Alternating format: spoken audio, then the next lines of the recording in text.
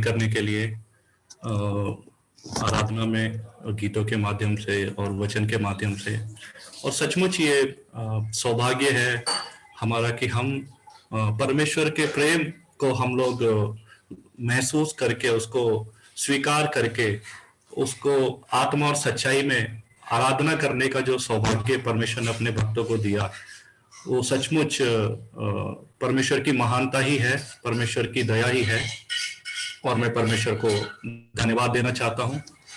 और आज के वचन के लिए तो पिछले दिनों में, विशेष करके पिछले हफ्ते में, हमने जनीश भैया ने बड़े ही अच्छे से हमें बताया था कि एक जो परमेश्वर का जो उपस्थिति हमारे जीवन में, और परमेश्वर की क्या इच्छा है, परमेश्वर क्या चाहता है हमारे जीवन से, और किस रीति से परमेश्वर हमसे संगति रखना चाहता है, उस विषय में हमने देखा था। और हमने विशेष रूप से एक वचन को हम लोग देखे थे, प्रकाशित वाक्य, उसका 3 अध्याय और 20वां वचन, जिसमें इस प्रकार से लिखा था कि देख, मैं द्वार पर खड़ा हुआ खटखटाता हूं, यदि कोई मेरा शब्द सुनकर द्वार खोलेगा तो मैं उसके पास भीतर आकर उसके साथ भोजन करूंगा और वह मेरे साथ। और हमने इसका बैकग्राउंड भी हमने देखा था कि ये जो प्रकाशित वाक्य की पुस्तक है, ये यूहन्ना जो यीशु मसीह का चेला है, वो लिख रहा था जब वो एक पतमुस नामक टापू पर सजा को भुगत रहा था। तो प्रभु उसको दर्शन दे करके वहां पर उसको दर्शन देते हैं और उसको ये बातें लिख करके लिखने के लिए प्रभु यीशु मसीह उसको लिखने के लिए अगुवाई करते हैं। तो आज के वचन के लिए, आज के मनन के लिए, इससे पहले कि हम आज के उस वचन में जाएं, एक वचन में पढ़ करके शुरू करूंगा, प्रकाशित वाक्य का ही 1 अध्याय और 11वां वचन। उसमें इस प्रकार से लिखा है कि जो कुछ तू देखता है उसे पुस्तक में लिखकर 7 कलीसियाओं के पास भेज दे, अर्थात इफिसुस और स्मुरना और पिरगमुन और धुआतीरा और सरदिस और फिलाडेल्फिया और लौदीकिया। तो यहां पर हम लोग देखते हैं कि ये जो 7 कलीसियाएं हैं, इनके विषय में परमेश्वर का आत्मा यूहन्ना को लिखने के लिए बोलता है। और यूहन्ना 7 कलीसियाओं के विषय में विशेष रूप से लिखता है। अलग अलग संदर्भ में अलग अलग बातें वहां पे हम लोग पढ़ देखने को हमें वहां पर मिलता है। उसमें से जो पहला जो खत जाता है, जो पहली जो खत लिखता है, वो लिखता है इफिसुस की कलीसिया को। और उसी कलीसिया पर, या इफिसुस की जो का जो संदेश है प्रभु यीशु मसीह का, उस पर आज हम लोग मनन करेंगे। और उस मनन के लिए जो हमारा जो शीर्षक है, वो मैं रखना चाहूंगा आप लोगों के सामने, फर्स्ट लव, है ना। आज हमने बहुत गीत सुंदर रीति से हमने उन गीतों के द्वारा परमेश्वर के प्रेम की महानता के गीत हमने आज गाए। तेरा प्यार है महान और तेरा प्यार है जहां, और अनोखा प्यार है तेरा, करूंगा स्तुति तेरी मैं सर्वदा। सचमुच में परमेश्वर का प्यार बहुत महान है। परमेश्वर की जो दया है वो और करुणा है वो बहुत अनंत है। तो आज जब जिस वचन पर हम लोग मनन करने जा रहे हैं वो है प्रकाशित वाक्य, उसका 2 अध्याय, और 1 से 4 अगर पढ़ेंगे तो हम पूरे संदर्भ को देख सकते हैं, लेकिन विशेष रूप से 4 जो वचन है, मैं चाहूंगा कि कोई पढ़ने में मदद कीजिएगा। प्रकाशित वाक्य 2 अध्याय और उसका 4था वचन। पर मुझे तेरे विरुद्ध यह कहना है कि तूने अपना पहला सा प्रेम छोड़ दिया है। पर मुझे तेरे विरुद्ध यह कहना है कि तूने अपना पहला सा प्रेम छोड़ दिया है। अभी हमने जब वचन भैया वचन से बता रहे थे तो परमेश्वर ने या उसमें रोमियो में लिखा था कि उसने अपना इकलौता पुत्र भी नहीं हमारे लिए रख छोड़ा। और यूहन्ना 3:16 कहता है कि परमेश्वर ने जगत से इतना प्रेम किया कि अपना इकलौता पुत्र दे दिया। तो परमेश्वर, वो परमेश्वर जिसने हमसे हमारे ऊपर अपने प्रेम को प्रकट करने के लिए अपने इकलौते पुत्र को दिया, वही परमेश्वर यहां पर क्या कह रहा है कलीसिया से कि तूने अपना पहला सा प्रेम छोड़ दिया है। और हम आगे देखेंगे कि ये क्या, कौन सी ये कलीसिया है, किस कलीसिया के विषय में ये बातें हो रही हैं। आइए हम आगे उसको पढ़े, उस पूरे भाग को हम लोग पढ़ेंगे। और मैं चाहूंगा कि कोई मदद करे इसको 1 से और 7 तक पढ़ने के लिए, कोई भी। इफिसुस की कलीसिया के दूत को यह लिख, जो सातों तारे अपने दाहिने हाथ में लिए हुए है और सोने की सातों दीवटों के बीच में फिरता है, वह यह कहता है, मैं तेरे काम और तेरे परिश्रम और तेरे धीरज को जानता हूँ, और यह भी कि तू बुरे लोगों को देख नहीं सकता, और जो अपने आप को प्रेरित कहते हैं और है ही नहीं, उन्हें तूने परख कर झूठा पाया। तू धीरज धरता है और मेरे नाम के लिए दुख उठाते उठाते थका नहीं। पर मुझे तेरे विरुद्ध यह कहना है कि तूने अपना पहला सा प्रेम छोड़ दिया है। इसीलिए स्मरण कर कि तू कहाँ से गिरा है और मन फिरा और पहले के समान काम कर। यदि तू मन ना फिराएगा तो मैं तेरे पास आकर तेरी दीवट को उसके स्थान से हटा दूंगा। पर यहाँ तुझ में यह बात तो है कि तू निकुलियों के कामों से घृणा करता है, जिनसे मैं भी घृणा करता हूँ। जिनके कान हो वह सुन ले कि आत्मा कलीसियाओं से क्या कहता है। जो जय पाए, मैं उसे उस जीवन के पेड़ में से जो परमेश्वर के स्वर्ग लोक में है फल खाने दूंगा। धन्यवाद वचन के पढ़े जाने के लिए। और आइए हम एक छोटी सी प्रार्थना के साथ हम आगे बढ़ेंगे। प्रभु, हम धन्यवाद देते हैं और आपको महिमा स्तुति करते हैं इस सुंदर वचन के लिए प्रभु, जो पढ़ा गया। हमारे मनों को आप खोले प्रभु जी, हमारे हृदयों को खोले प्रभु, और अपने वचन के माध्यम से हमसे बातचीत करें पिता। हमें अगुवाई करें प्रभु जी, किस रीति से प्रभु हमें अपने जीवन को चलाना है। और इन वचनों के माध्यम से प्रभु आप हमारे मनों को आप परिवर्तित करने के लिए हमें अगुवाई करें प्रभु। धन्यवाद के साथ इस विनती को प्रभु यीशु मसीह के नाम से मांगते हैं, आमीन। तो यहाँ पर सबसे पहले मैं आप लोगों का ध्यान इस बात पर केंद्रित करना चाहता हूं कि ये जो लिखवा रहा है वो कौन है, ये जो कह रहा है इन बातों को वो कौन है ना। तो जैसे कि हम जानते हैं कि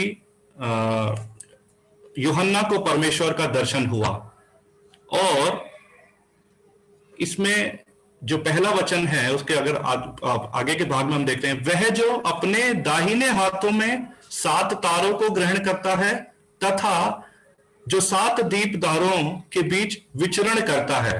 तो ये जो 7 दीपधार है ये कलीसियाएं हैं, और जिन 7 कलीसियाओं के बारे में परमेश्वर ने यूहन्ना को लिखने के लिए प्रेरित किया, ये परमेश्वर, ये प्रभु यीशु मसीह इन कलीसियाओं के बीच में वो विचरण करता है, वो चलता फिरता है। तो मेरे प्रियो, हमारी जो कलीसिया है, इवन आज भी परमेश्वर प्रभु यीशु मसीह, हम जो कुछ भी करते हैं, हम जो कुछ भी कलीसिया में कर रहे हैं, हम जिस रीति से हम आराधना कर रहे हैं, हमारा जो जीवन है, हमारा जो विचार है मन के, वो सब परमेश्वर देखता है। परमेश्वर इंटरेस्टेड है उसको देखने के लिए। परमेश्वर देखना चाहता है कि हम, हमारे मनोस्थिति क्या है, हम कैसे आराधना कर रहे हैं, हम कैसे कलीसिया में खुद को हम रखते हैं, है ना।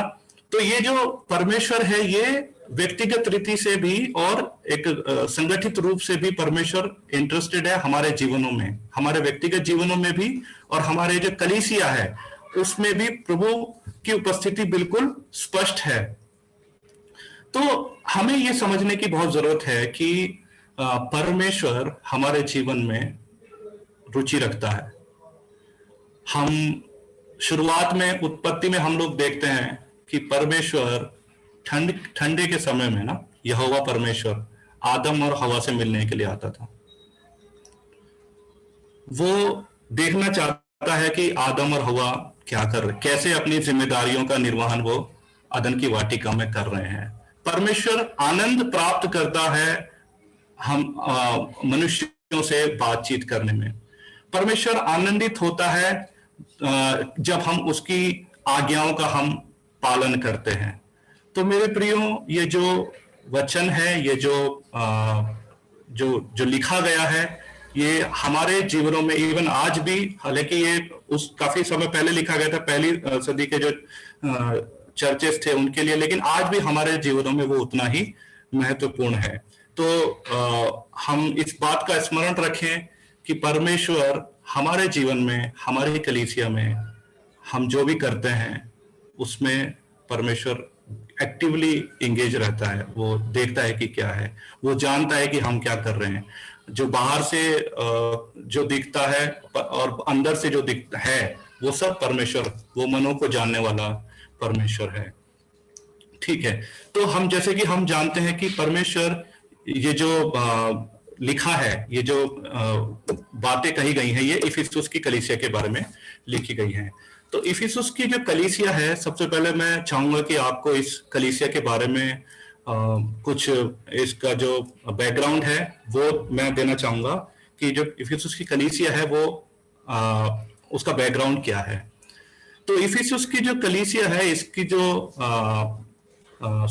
स्थापित किया था, ये जो पौलुस है, पौलुस जो परमेश्वर का दास है, उसने इफिसियों में कलीसिया का स्थापना किया था। और इफिसिस जो शहर था, ये अपने समय पे बहुत ही लोकप्रिय शहर था, आर्थिक दृष्टि से भी, और काफी लोग यहाँ पे रहते थे। बहुत ही समृद्ध जो शहरों में से एक था, और यहाँ से परमेश्वर का जो सुसमाचार है वो काफी जगह पर पहुंचाया गया। और जैसे मैंने बताया कि संत पौलुस ने स्थापित किया था, और यहाँ पर जो संत पौलुस ने करीब लगभग 3 साल वो सेवा में रहा। उसने यहाँ पर कलीसिया को स्थापित किया और वचन की शिक्षा दिया और लोगों को वहां पर शिक्षित किया, और आने वाली जो जनरेशन है वहां उसके लीडरों को पौलुस ने तैयार किया। और ये जो इफिसुस की जो कलीसिया है, ये सबसे ज्यादा लंबा समय जो था पौलुस ने किसी कलीसिया में बिताया हो, वो इफिसुस की कलीसिया है। और जैसे कि मैंने बताया कि इफिसुस की जो कलीसिया का जो संबंध है और पौलुस का जो संबंध है एक दूसरे से बहुत ही गहरा है। वो पौलुस का बहुत लगाव था इस कलीसिया से, और वो काफी मेहनत किया इस कलीसिया में, और काफी समय तक, जैसे मैंने बताया, 3 साल तक वो परमेश्वर का सुसमाचार का प्रचार यहाँ पर करता रहा। और ये जो कलीसिया थी मेरे प्रियो, ये भी पौलुस से बहुत प्रेम रखने वाली कलीसिया थी। मैं चाहूंगा कि आप इस वचन को पढ़ें, क्योंकि मैं भी जब इसको पढ़ रहा था तो मैं भी बहुत भावुक हुआ था। प्रेरितों के काम उसका 20वां अध्याय और 35 से 38। प्रेरितों के काम उसका 20वां अध्याय 35 से 38।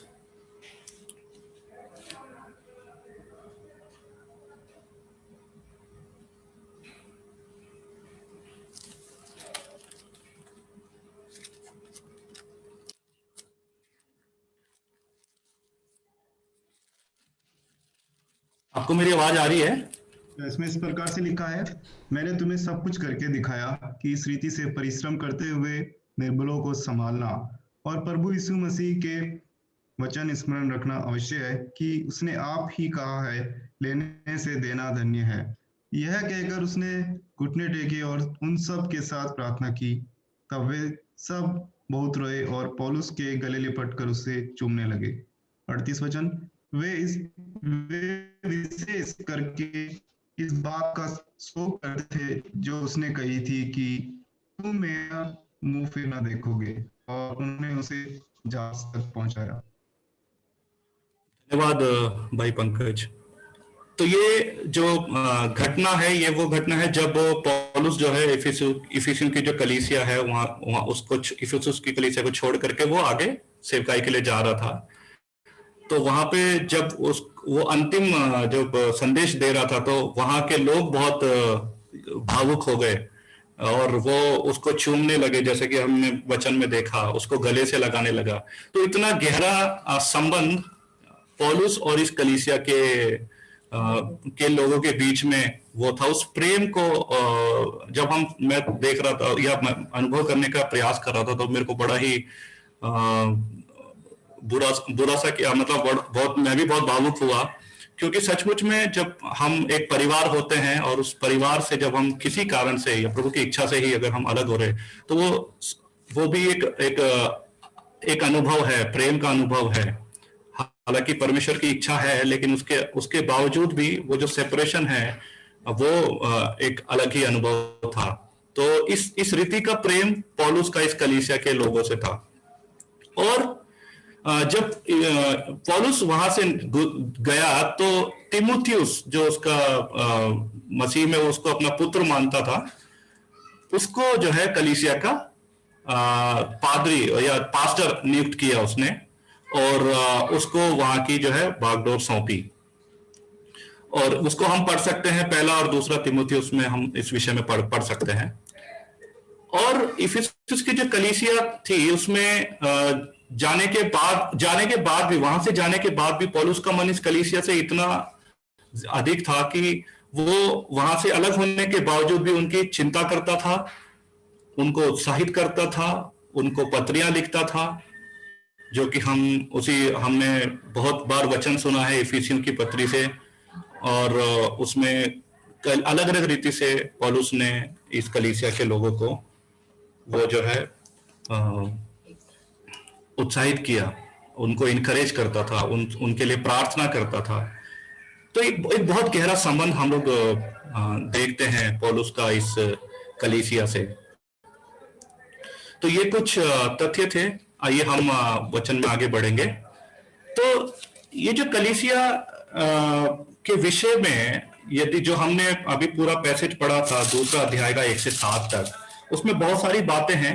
लेकिन अगर हम शुरुआती कुछ पदों को हम पढ़ें, तो उसमें हम देखते हैं कि प्रभु यीशु मसीह, परमेश्वर, इस कलीसिया के जो कार्य हैं उनको देख करके वो कुछ बातें वहां पे लिखता है ना। वो कुछ बातें कह रहा है, जैसे कि हम दूसरे और तीसरे में पढ़ सकते हैं कि मैं तेरे कठोर परिश्रम और तेरे धैर्यपूर्ण सहनशीलता को जानता हूं। ये परमेश्वर कलीसिया से कह रहा है। तथा मैं यह भी जानता हूं कि तू बुरे लोगों को सहन नहीं कर पाता, तथा तूने उन्हें परखा है जो कहते हैं कि वे प्रेरित हैं, किंतु है नहीं, तूने उन्हें झूठा पाया है। मैं जानता हूं कि तुझ में धीरज है और मेरे नाम पर तूने कठिनाइयां झेली हैं और तू थका नहीं है। तो परमेश्वर यहां पर इनकरेजमेंट हम लोग देखते हैं कि इफिसियों की कलीसिया को, जो उनके बारे में जब वो लिखता है, तो पहले उनको ये बताता है कि तुम्हारी जो तुम जिस रीति से अपने आप को रखे हो, तुम जैसे सेवा कर रहे हो, तुम जैसे कठोर परिश्रम कर रहे हो, उसको वो जानता है ना। तो कुछ जो मेन चीजें हम लोग इसमें से देखेंगे कि जो बात की गई है, पहले सेवा और कठोर परिश्रम।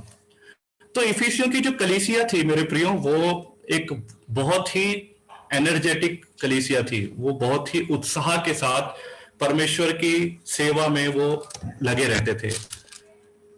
और परमेश्वर का वचन जो जैसे हमने पढ़ा कि उसमें लिखा है कि मैं जानता हूं कि तुम्हारा जो कठिन परिश्रम है वो मैंने देखा है, तुम किस रीति से परिश्रम करते हो। तो उस कलीसिया के जितने लोग थे वो बहुत ही कमिटेड थे।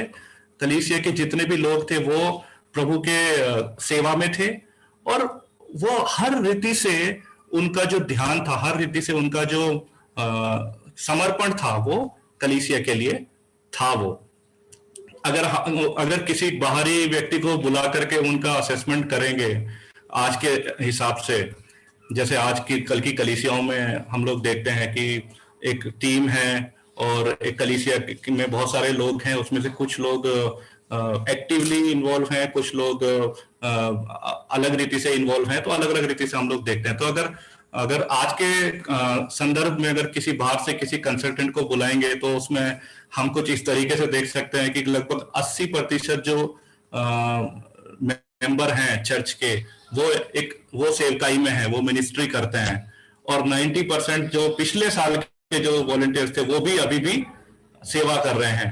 तो ये जो चर्च था ये बहुत ही व्यस्त रहता था सेवा के कार्यों में। वो उनका फैमिली सेमिनार, उनका चिल्ड्रंस मिनिस्ट्री, उनका सुसमाचार का प्रचार, बहुत ही एक्टिविटी से ये लोग प्रभु की सेवा में थे, ये जितने भी चर्च के लोग थे। ठीक है। दूसरी बात जो हम लोग देखते हैं, जो परमेश्वर के आत्मा ने वहां पे बताया कि समझदार और विवेकशील। तो मेरे प्रियो, समझदार और विवेकशील इनको कहा गया है।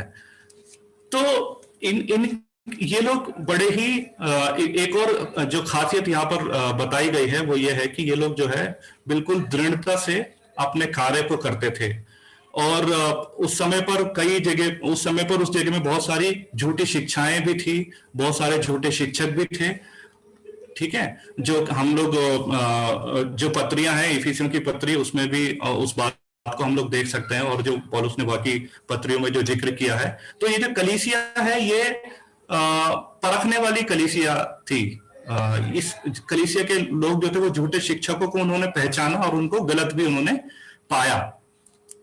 और जो एल्डर्स थे, जो पास्टर थे, जो लीडर थे, वो भी बहुत ही डिसिप्लिन लोग हुआ करते थे। वो लोग भी बड़ी ही गहराई से उस बात को वो लोग समझते थे, और उस पर वो लोग उस बात को वो दर्शाते भी थे। बहुत ही साहसी कलीसिया इसको हम कह सकते हैं। बहुत ही जो अच्छे निर्णय लेने वाली कलीसिया, परमेश्वर के वचन के साथ कोई भी कॉम्प्रोमाइज ना करने वाली कलीसिया। हम खुद ही सोच सकते हैं जिस कलीसिया में पौलुस ने वचन दिया हो, पौलुस ने उनको बढ़ाया हो, तो वो किस रीति से वो परमेश्वर के वचन में और कलीसिया का माहौल वो कैसा होगा। तो बहुत ही एनर्जेटिक कलीसिया के जो लोग थे वो बहुत एनर्जेटिक, बहुत कमिटेड लोग थे, और पूरे हृदय से वो लोग परमेश्वर की सेवा करते थे। तीसरी बात जो वचन में लिखा है कि तुम्हारे धीरज को और मेरे लिए जो तुमने कठिनाइयां झेली हैं, है ना, जो सताव तुमने मेरे लिए सहा है, उसको भी मैं जानता हूं। तो ये जो कलीसिया थी मेरे प्रियो, जिस समय ये कलीसिया फंक्शन कर रही थी, तो उस समय पर जो बाहरी ताकतें थी, जो मसीही विरोधी ताकतें थी, वो उस समय पर सताव बहुत ज्यादा था, बहुत ही ज्यादा सताया जाता था मसीही लोगों को। लेकिन वचन में क्या लिखा है कि ये लोग जो है इन्होंने धीरज रखा उस समय पर, और इन्होंने अपने आप को खड़ा रखा, और ये लोग सताव के बावजूद भी जो चर्च है ये खड़ा रहा प्रभु की सेवा में। और भी बहुत सारे कलीसियां वहां रही होंगी, लेकिन कई लोग गिरे होंगे उसमें, कई लोग समस्याओं का सामना नहीं कर पाए होंगे, लेकिन सिर्फ ये जो कलीसिया थी ये खड़ी रही वहां पर। और जो विश्वासी थे वो एक दूसरे के साथ प्रार्थना में खड़े रहे। वो जैसे कि आप लोग पिक्चर में देख सकते हो, जो विश्वास की जो शील्ड है ना, विश्वास का जो कवच है, और उद्धार का जो टोप है ना, और जो पवित्र आत्मा की जो तलवार है, ये वचन की जो ताकत है, सैंडल ऑफ पीस, ये सारी बातें हम इस कलीसिया के अंदर हम देख सकते हैं। क्योंकि ये लोग इतनी कठिन परिस्थितियों में, इतने गहरे सताव में, जब मसीही लोगों को मारा जाता था, उनको आराधना की स्वतंत्रता नहीं थी, वो अपने विश्वास को प्रकट नहीं कर सकते थे, जो करते थे उनको मार दिया जाता था।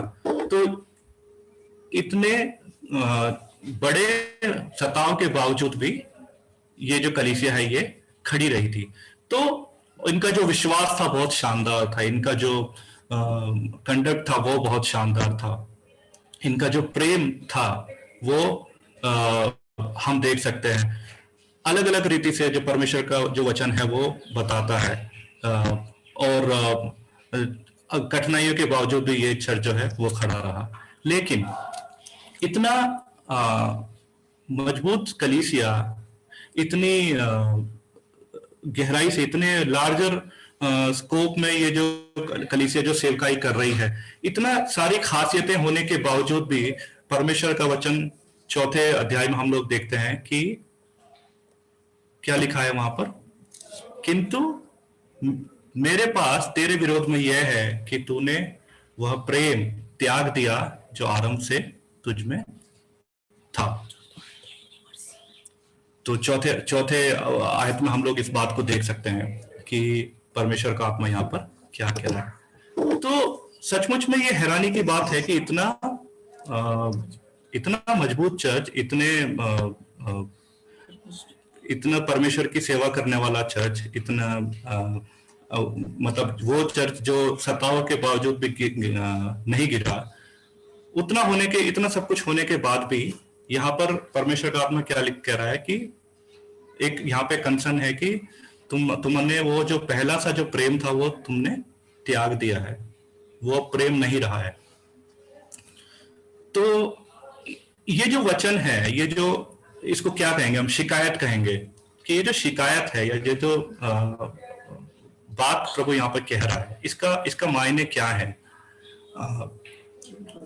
क्यों प्रभु इस बात को बोला है यहाँ पर, कि ये प्रेम को त्यागने का क्या अर्थ है यहाँ पर, और कौन सा प्रेम है जो त्याग दिया गया है ना। तो अगर हम लोग इसको गहराई से अध्ययन करें तो पहली बात तो यहाँ पर जो जिस प्रेम के बारे में वो बात कर रहा है वो एक दूसरे से मसीही के बीच में प्रेम, उस वाले प्रेम के बारे में यहाँ पर बात नहीं हो रही है। पहला सा प्रेम मतलब जो पहला प्रेम का मतलब जो मसीही लोगों का पहला प्रेम क्या है ना, एक दूसरे से प्रेम की बात नहीं हो रही है। तो प्रेम क्या है, तो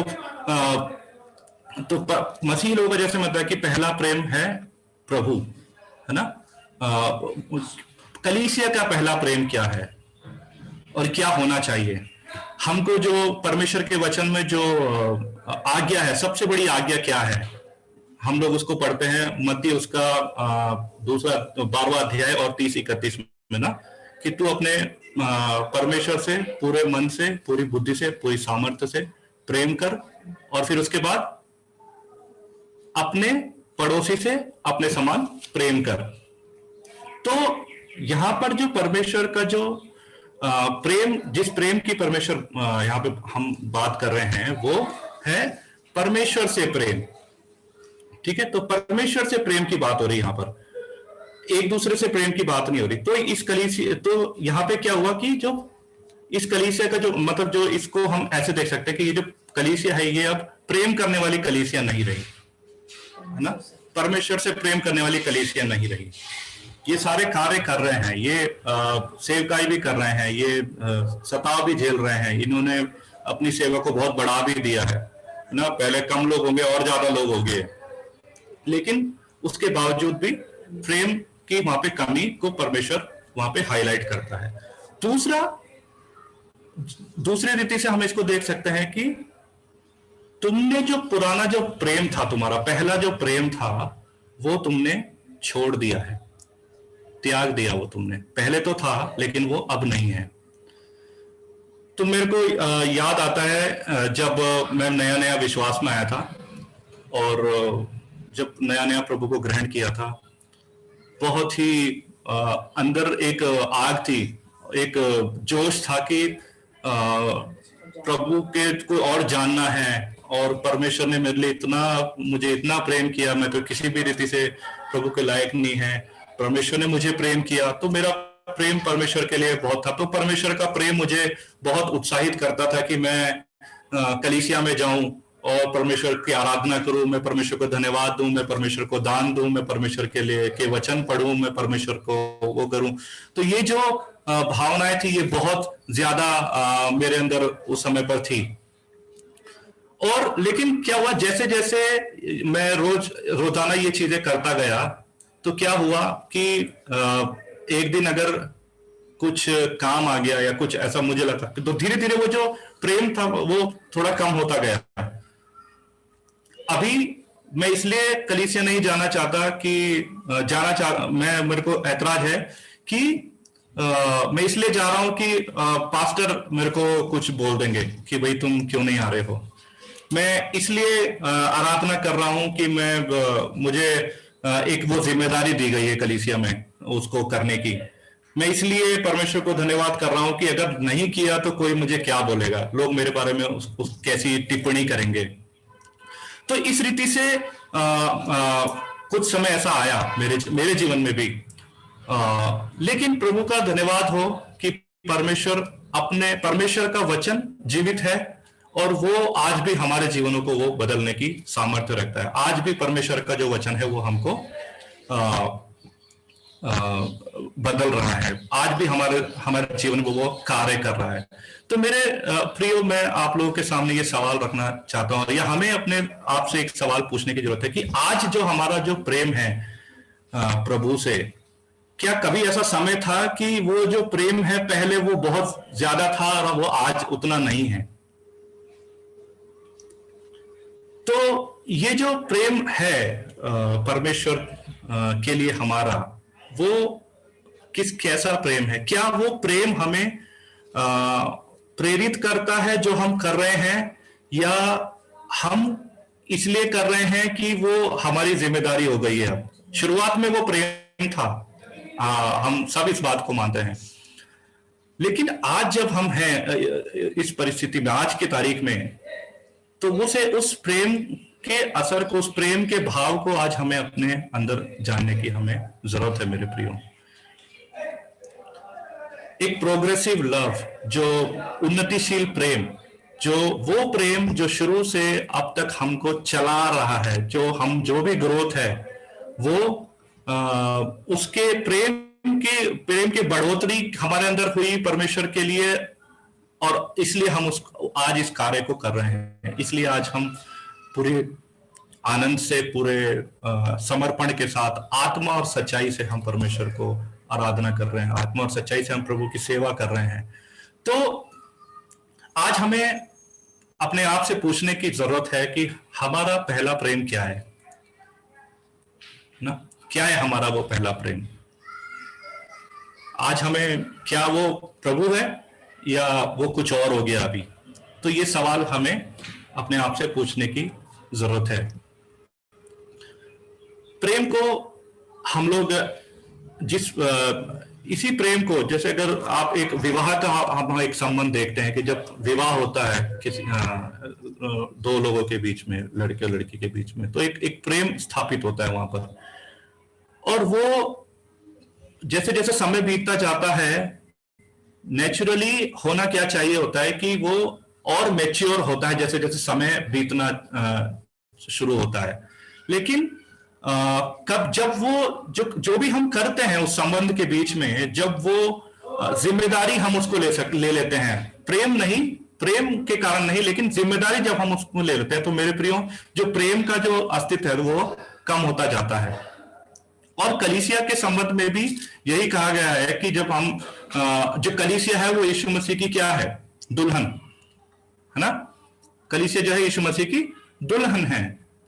और मसीह का जो प्रेम है, जो देह है, जो कलीसिया है, उसका पहला प्रेम क्या होना है? प्रभु यीशु मसीह। लेकिन जब वही प्रभु यीशु मसीह कलीसिया को कहता है, क्या कह रहा है यहां पर? कि तुमने वह प्रेम त्याग दिया जो आरंभ से मुझसे करते थे तुम। तो ये बहुत ही सीरियस नोट है, ये बहुत ही गंभीर बात है एक कलीसिया के लिए, ठीक है? और क्या कह रहा है कि तुमने त्याग दिया। अब मैं तुम्हारे जीवन में वो केंद्र नहीं हूं, है ना? पहले तो मुझे केंद्र मान करके आप लोग कार्य करते थे, है ना? मैं सुप्रीम हुआ करता था। प्रभु यीशु से कह रहा है कि मेरे द्वारा ही, मेरे लिए ही सब कुछ होता था, क्योंकि मुझसे प्रेम है।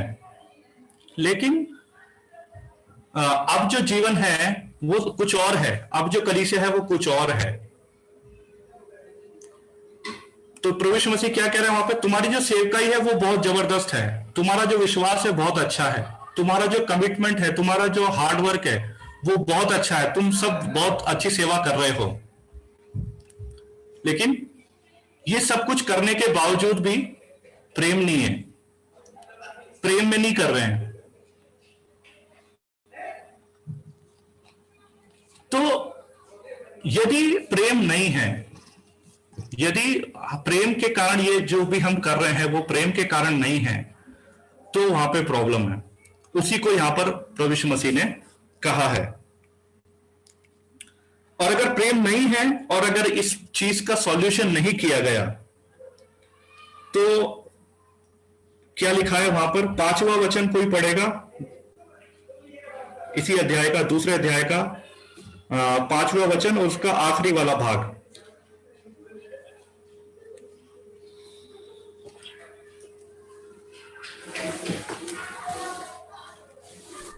यदि तू मन ना फिराएगा तो मैं तेरे पास आकर तेरी दीवट को उसके स्थान से हटा दूंगा। तो क्या क्या कह रहा है परमेश्वर कि यदि तुम अभी इस चीज को एड्रेस नहीं करोगे तो मैं जो तुम्हारे जो दीवट है उसको उसके स्थान से हटा दूंगा। मतलब वो कलीसिया वहां नहीं रहेगी। तो एक चेतावनी है कलीसियाओं के लिए। और हम इस बात को हम ये भी जानना जरूरी है कि ये सिर्फ इफिसुस की कलीसिया का विषय नहीं है। आज भी प्रभु यीशु मसीह विचरण करता है हमारी कलीसियाओं में। आज भी वो देखता है कि वो कलीसियाओं के में उसकी उपस्थिति है। आज भी वो हर चीज वही परमेश्वर है, वही जीवित परमेश्वर है।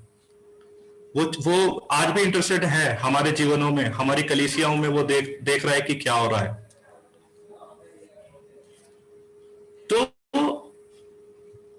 जैसे कि मैंने बताया कि ये जो इफिसियों की कलीसिया, तो हम लोग को थोड़ा इसमें ध्यान देने की जरूरत है कि इतना जो बाहर से इतना समृद्ध चर्च कलीसिया है, इतने कमिटेड लोग हैं, इतना सेवकाई वो करते हैं, इतने परसिक्यूशन में होने के बावजूद भी उनकी सेवा फलवंत हो रही है ना। उनका चाहे वो उनकी फैमिली मिनिस्ट्री हो, चाहे उनकी आराधना की सेवकाई हो, चाहे वो नौजवानों के बीच में, वो सब कुछ कर रहे हैं। लेकिन उसमें क्या है? उसमें प्रभु नहीं है, प्रभु के प्रति प्रेम नहीं है। प्रेम के कारण वो सब नहीं हो रहा है ना। तो मेरे अजीजों, एक चीज हमें ध्यान में आप लोगों को ध्यान दिलाना चाहता हूं कि ये जो भी हम करते हैं, जो भी हम कार्य कर रहे हैं, जो भी हमारे जो भी कार्य हैं, वो बहुत अच्छे हो सकते हैं कलीसिया के अंदर। बहुत ही अच्छे प्रचारक कलीसिया में हो सकते हैं, बहुत ही अच्छी सेवकाई कलीसिया में हो सकती है। लेकिन जैसे कि हमने इस इफिसियों की कलीसिया में हमने देखा कि परमेश्वर क्या चाहता है। कार्य मैटर नहीं कर रहे हैं यहाँ पे, जो कार्य हो रहा है वो मैटर नहीं करता, लेकिन किस हृदय से वो हो रहा है। क्या प्रभु यीशु मसीह के प्रेम की वजह से वो सब कुछ हो रहा है या नहीं हो रहा है? वही है सबसे बड़ी बात यहाँ पर। सब कुछ तो सेवा हो रही है, सब कुछ, रोज चर्च भी चल रहा है, रोज आराधना भी हो रही है, सब कुछ हो रहा है, लेकिन प्रेम नहीं है। तो ये बहुत गंभीर बात है। तो जब इस तरह से समस्या को हम देखते हैं, और ये मैं मानता हूं कि बहुत सारी कलीसियाओं में ये बातें हो सकती हैं आजकल की कलीसिया में, तो हम क्या करें? कैसे इस चीज को हम लोग देखें या क्या इसके लिए करें? तो 3 बातें हम लोग यहाँ पे देख सकते हैं जो परमेश्वर का वचन हमें बताता है करने के लिए, और इसको हम पढ़ सकते हैं 5वें वचन में। जो अभी रितु ने पढ़ा था वो मतलब बी पार्ट था उसका, जो शुरुआत के जो वचन में हम लोग देखेंगे तो उसमें लिखा है कि इसलिए स्मरण कर कि तू कहां से गिरा है और मन फिरा और पहले के समान कार्य कर। तो पहली चीज क्या करने के लिए वहां पर लिखा है कि याद कर, स्मरण कर। क्या स्मरण कर? जैसे कि अभी मैंने उदाहरण में भी बताया था कि जब हम शुरुआती दिनों में प्रभु में आए थे तो हमारा जो प्रेम था, हमारा जो संबंध था परमेश्वर से, वो कैसा था। तो फिर से वही सवाल जैसे मैंने पूछा था कि कोई ऐसा समय था क्या जब हम आज से भी ज्यादा प्रभु से प्रेम करते थे पिछले दिनों में? तो अगर ऐसा है तो उसी को याद करने की बात यहां पर लिखा है कि तू उस प्रेम को याद कर जो शुरुआत में था, है ना। उस प्रेम को याद करो, और कुछ जो प्रेम की जो ऊंचाई थी जो उस समय पर थी, जो प्रेम की जो गहराई थी, उस गहराई के को आप याद करो। उसको याद करने के लिए यहां पर वचन लिखता है, वचन में लिखा गया है कि तू उसको याद करो। तो जब हम उसको याद करते हैं तो परमेश्वर बोल रहा है कि उसको जब तुम याद करोगे तो वो तुम्हारे ध्यान को आकर्षित करेगा। पहले तुम्हारा प्रेम क्या था शुरुआती दिनों में, क्या उसकी ऊंचाई थी ना। लेकिन ये कई अनुभवों की बात नहीं है, लेकिन ये जो है, ये जो परमेश्वर का जो प्रेम किस रीति का था उस वक्त पर, बिना विश्वास के। अगर पहला पत्र उसका 1 और 8 हम लोग पढ़ते हैं तो उसमें प्रेम को कहा गया है कि तुम बिना देखे विश्वास करने वाले लोग हो, है ना। हमने उसको देखा नहीं है लेकिन उसके बावजूद भी हम उससे प्रेम करते हैं, हम उस पर भरोसा करते हैं। उसके जो महिमामय जो उसने हमारे लिए कार्य करा, उसके लिए हम उसकी आराधना करते हैं, है ना। तो हम लोग सोच सकते हैं कि हम प्रभु को आराधना के लिए हम आते हैं, हम लोग आराधना गीत गाते हैं, परमेश्वर की जो संगति है हम वो निरंतर रूप से करते हैं, है ना। और उसमें बहुत सारी चीजें हम लोग देख सकते हैं कि कैसे हम परमेश्वर को आराधना कर रहे हैं, लेकिन वो आज में क्या है और वो पहले क्या था। तो उसके लिए हम लोग ये जो वचन में लिखा है कि स्मरण करो, अभी जो कर रहे हो वो ठीक है, लेकिन तुम याद करो कि पहले उस चीज को तुम कैसे किया करते थे, वो उस प्रेम को याद करो। दूसरी बात, मन फिराना, है ना। पहले तो याद करना है कि हम कहां थे और कैसे हम उस प्रेम प्रेम की ऊंचाई पर थे, अब वहां से गिर चुके हैं। और अब क्या है, दूसरी बात क्या करना है, मन फिराना है। तो ये जो मन फिराना है ये किस रीति से है ना, किस तरह का मन फिराना है। ये हमें आज्ञा दी गई थी कि पूरे मन से, पूरे सामर्थ्य से, पूरे हृदय से परमेश्वर से प्रेम करना है ना। तो पहली चीज जो कहा गया वो परमेश्वर से प्रेम है। और जब हम तो सवाल यह है कि क्या हमारा वो जो प्रेम है, क्या हम वो पूरी सामर्थ्य से वो परमेश्वर से प्रेम है क्या, और क्या पूरी योग्यता जो परमेश्वर ने रिसोर्सेस दिया, जो पूरी भावनाएं हैं, जो सारी आशीषें प्रभु ने दिया है हमको, उन तमाम जो भी चीजें प्रभु के द्वारा दी गई हैं, उस पूरे उन सब चीजों से हमें उस परमेश्वर से प्रेम है क्या। और अगर नहीं है, जब हम इस बात को याद करते हैं, आज आप लोग मेरे साथ जब इस बात को आप याद करते हो,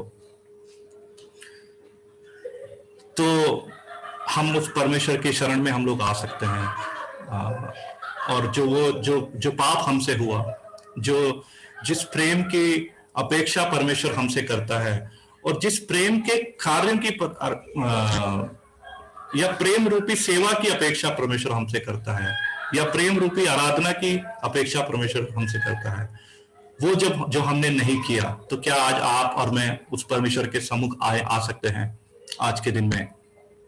और क्या हम अपना मन फिराएं, क्यों ना हम अपना मन फिराएं और उस बात का हम पछतावा करें कि हे प्रभु, मेरा जो प्रेम है वो बहुत कमजोर है, जो भी मैं कार्य करता हूं, जो भी मैं सेवा करता हूं, उसमें कमी है। कई बार मैंने अपनी दृष्टि आपके प्रेम से हटाया। तो यदि पवित्र आत्मा आज अभी आपके मन में इस तरह की बातें लेकर के आता है, तो आप उसको नजरअंदाज ना करें, लेकिन अपने मन में आप प्रार्थना करें कि प्रभु हमें क्षमा करे उसके लिए, और प्रभु हमको सहायता करे।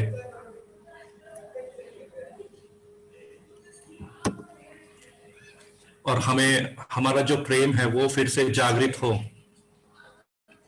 तो प्रभु हमको हमारा जो परमेश्वर है वो दयालु परमेश्वर है, हमारा जो परमेश्वर है वो क्षमा करने वाला परमेश्वर है मेरे प्रियो। तो यदि आज पवित्र आत्मा आपको ये एहसास कराता है आपके व्यक्तिगत रूप में और कलीसिया के रूप में कि हमारे प्रेम में कमी है, तो ये प्रार्थना आज आप मेरे साथ कर सकते हैं। तीसरी बात जो वहां पे वचन में लिखा है कि तू मन फिरा और उन कामों को कर जो तू पहले से करता था, वापिस आ जाओ। तो क्या है तीसरी बात कि तू जो है पहले जो कार्य करता था उसको कर। इसका मतलब क्या है? क्या करते थे विश्वासी लोग पहले? कुछ भी जो भी कार्य था वो जब हम प्रभु में शुरुआत में आए तो हमने प्रभु यीशु मसीह को प्रेम को हमने अनुभव किया, उसकी माफी को हमने अनुभव किया, मसीह को हमने गले लगाया, मसीह ने हमको गले लगाया ना। और उसके बाद हम एक प्रोग्रेसिव रीति से हम लोग अपने जीवन को जीना था। लेकिन हमने क्या करा, शुरुआत में सही चले, लेकिन उसके बाद धीरे धीरे वो सब कुछ प्रेम छूटता गया। लेकिन जिम्मेदारियां, चाहे वो कलीसिया की हो, चाहे वो सेवकाई की हो, चाहे वो परिवार की हो, चाहे वो किसी भी रीति की हो, वो प्राथमिकताएं बन गई और जो प्रभु का जो प्रेम है वो धीरे धीरे छूटता चला गया। उसी को परमेश्वर का वचन कह रहा है कि पहली चीज क्या किया था जब प्रभु में आए थे। परमेश्वर ने हमसे प्रेम किया, हमने प्रभु को प्रेम किया, हमने मसीह को गले लगाया। उसके बाद हम जब उसके संगति में आए तो हमें आनंद की प्राप्ति हुई, उसे हमने अपना धन बनाया। लेकिन अभी हम वो नहीं कर रहे हैं। हम कार्य कर रहे हैं, हम अच्छे कार्य कर रहे हैं, हम कलीसिया आ रहे हैं, हम आराधना कर रहे हैं, लेकिन परमेश्वर का वचन क्या कह रहा? वापिस आओ मेरे पास, अपने हार्दिक रूप से, हृदय के रूप से। जो कार्य कर रहे हैं वो तो ठीक है, लेकिन तुम्हारा मन मुझसे दूर हो गया, तुम्हारे मन में प्रेम नहीं है। तो उस प्रेम को पहले, उस प्रेम की प्राप्ति करो, और ये कार्य बाद में है ना। एक वचन मैं चाहूंगा कि आप में से कोई पढ़े, कुलूसियों की पत्री, उसका 2 अध्याय और 6 वचन।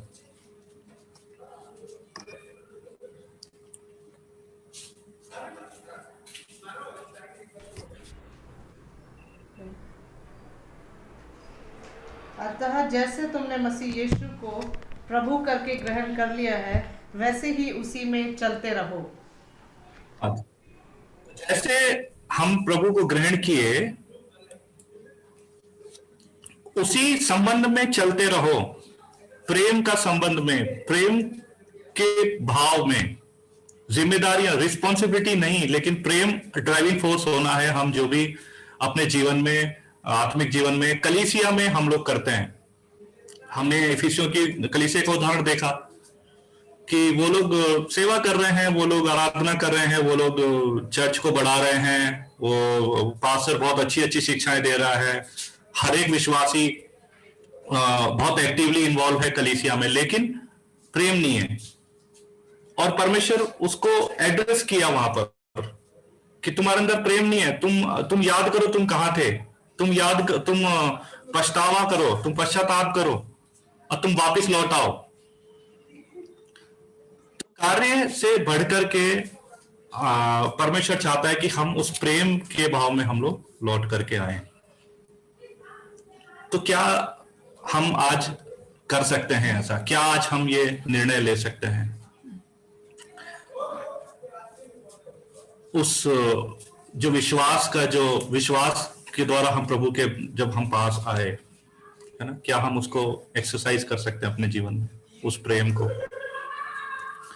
अपने हृदय में हम परमेश्वर के साथ संवाद करें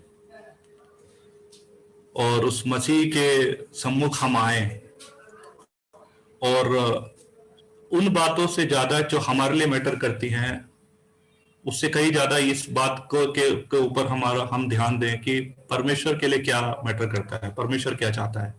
हम तो सेवा करेंगे, हम ये सब कुछ करेंगे, लेकिन प्रभु क्या चाह रहा है, प्रभु की आवाज भी हमने सुनना है ना। परमेश्वर के वचन के माध्यम से परमेश्वर को सुनना है और उसको सुनकर के हम अपने जीवनों को बदलना है और पवित्र आत्मा हमें अगुवाई करे ऐसा करने के लिए।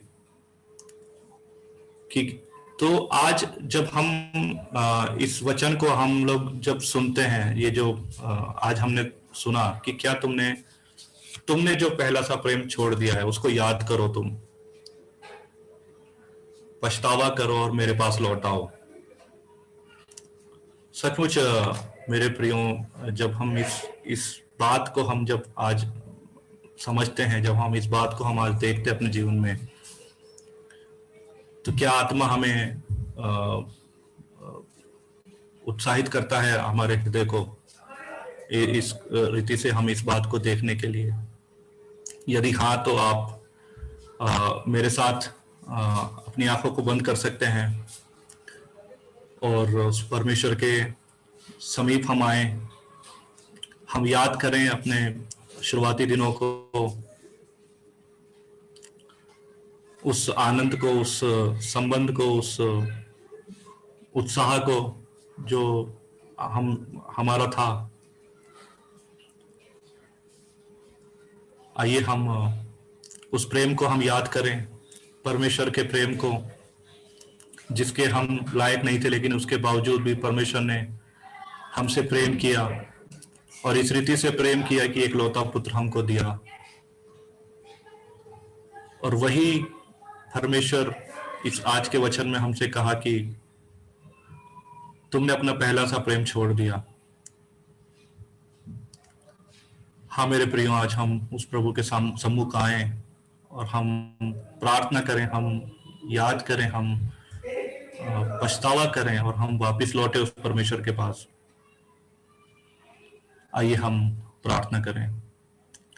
परमेश्वर पिता, हम आपको धन्यवाद देते हैं सुंदर वचन के लिए प्रभु। हम धन्यवाद देते हैं प्रभु कि आप हमारे जीवनों में शामिल हैं। हम जो भी करते हैं, हम जो भी सोचते हैं, आप हर बात को जानते हैं प्रभु जी। और हमारी प्रार्थना है प्रभु, इस समय में हम अपने हृदय को आपके सम्मुख रखते हैं और आप जो सच्चाई है आप उसको जानते हैं प्रभु जी। हमें आप क्षमा करें प्रभु, यदि हमें जो भी हमसे भूलें हुई हैं, यदि हमने प्रेम को आपने हमारे अंदर कम पाया प्रभु जी, उसके लिए हम क्षमा मांगते हैं प्रभु। और आप दया करने वाले परमेश्वर है प्रभु जी, और आप चाहते हैं कि हम आपके पास लौट आए। तो जितनों ने अपने मनों को आप और अपने आप को आपके हाथों में सौंपा है प्रभु इस वक्त में, उन सबों के लिए हम प्रार्थना करते हैं प्रभु। और हम धन्यवाद देते हैं प्रभु आपके माफी के लिए, आपकी फॉरगिवनेस के लिए प्रभु जी, जो आप हम पर बना करके रखते हैं पिताजी। हम धन्यवाद देते हैं प्रभु। हमें सहायता और मदद करें प्रभु जी, ताकि हम पहले समान उसी प्रेम में, उसी गहराई से, उसी जोश के साथ, उस प्रेम में होकर के प्रभु हम सारे कार्यों को करने पाए, किसी जिम्मेदारी के वजह से नहीं, लेकिन हम जो भी करते हैं उसका कारण सिर्फ आपके प्रति प्रेम हो। ऐसी हमारी प्रार्थना है प्रभु जी। धन्यवाद देते हैं इस सुंदर समय के लिए और हमारी प्रार्थना को सुनने के लिए। प्रभु यीशु मसीह के नाम से इस प्रार्थना को मांगते हैं, आमीन।